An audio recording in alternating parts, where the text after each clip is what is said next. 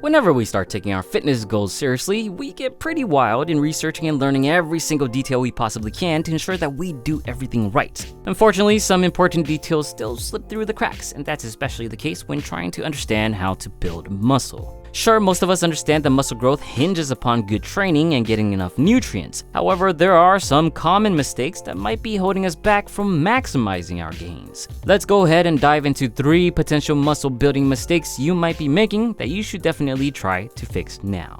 First, a quick reminder that pre-orders of new Picturefit shirts are still going on until August 15th. Get them for 15% off with the code PICFITNEW while you still can at picfitshop.com. Thank you.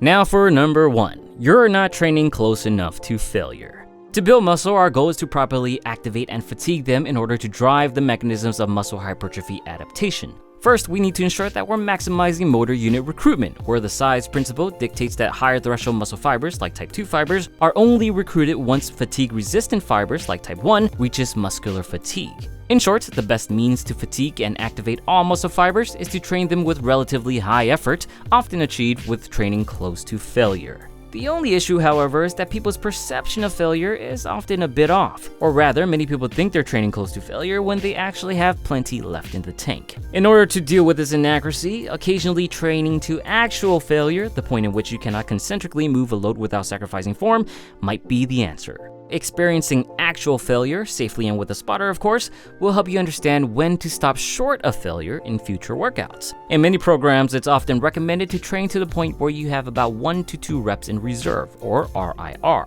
This simply means that had you continue your set, you'd only muster 1 to 2 reps before reaching failure. As mentioned, reaching this point consistently will ensure that all muscle fibers are properly activated, giving your muscles the best stimulus for growth.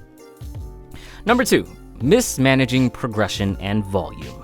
I'd be the first one to tout the importance of progressing volume in your training, especially if your goal is to build muscle. After all, many studies show that the best predictor of muscle hypertrophy is in fact volume, which commonly is measured as reps times sets times load, the weight on the bar. However, this doesn't mean that more and more volume will always produce more and more gains. In fact, too much volume has shown to have diminishing returns to a point of actually curtailing adaptation.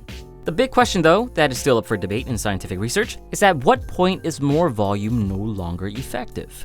Some experts would break it down to anthropometric measures and fitness levels to summarize a personalized maximal recoverable volume, or MRV, in which you program into your training. Some would take a more reactionary approach by gauging how one responds to volume progression. For most, the simpler option is obviously the second one. Although it's not entirely accurate, it would at least rely mostly on one important factor: your response to volume. How you respond to a certain amount of volume and how it affects your gains, your strength, your effort levels, recovery, and even mood should then reflect your progression programming. If you're getting sufficient gains from something like 12 sets per muscle group per week and dialing that up to 15 sets doesn't make things better or even make things worse, then simply maintaining 12 sets might be best for you. Some cookie-cutter training programs unfortunately don't do that. They simply add 1 rep here and there, throw on an arbitrary load increment per week, or even tack on more sets just to push volume further while ignoring you actually making progress.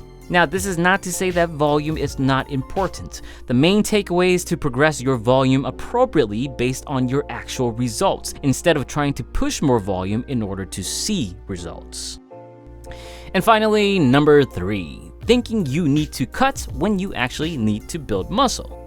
I came to this realization after reading many questions and comments in my other videos. A lot of people, ironically usually those with little to no training experience, think that burning fat is the missing ingredient to their muscle aesthetic. The problem lies, however, when people overemphasize fat burning to the point where they start eating so less that the nutrients become insufficient in supporting continuous and optimal muscle growth. Even if burning fat is your main goal, preserving lean mass should still be a priority. That's best achieved with a slight calorie deficit paired with both cardio and resistance training. But we're talking about building muscle. For most people who are carrying an average amount of weight and fat, the better approach would be to simply stick to a decent training program, shoot for more protein and healthy whole food choices, and stay close to your calorie maintenance, the number of calories sufficient enough for you to sustain your current weight. It's amazing how just sticking to these fundamentals, plus enough sleep, would get people much closer to their aesthetic goals than just burning fat. Instead of reducing body fat percentage by reducing fat mass, increasing lean mass to fat ratio is much more ideal, at least in my opinion. But again, it's important to stick to the fundamentals and let the results come to you. And most importantly, be consistent.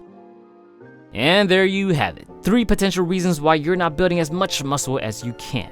I hope you found this video helpful. Also, again, there's only a few more days left for pre-orders on the new Picturefit shop launch, so please come check it out today at picturefitshop.com. Let me know about other muscle building mistakes you might have encountered in the comments below. If you enjoyed this video, please give it a thumbs up and share it with your muscle loving friends. As always, thank you for watching and get your protein.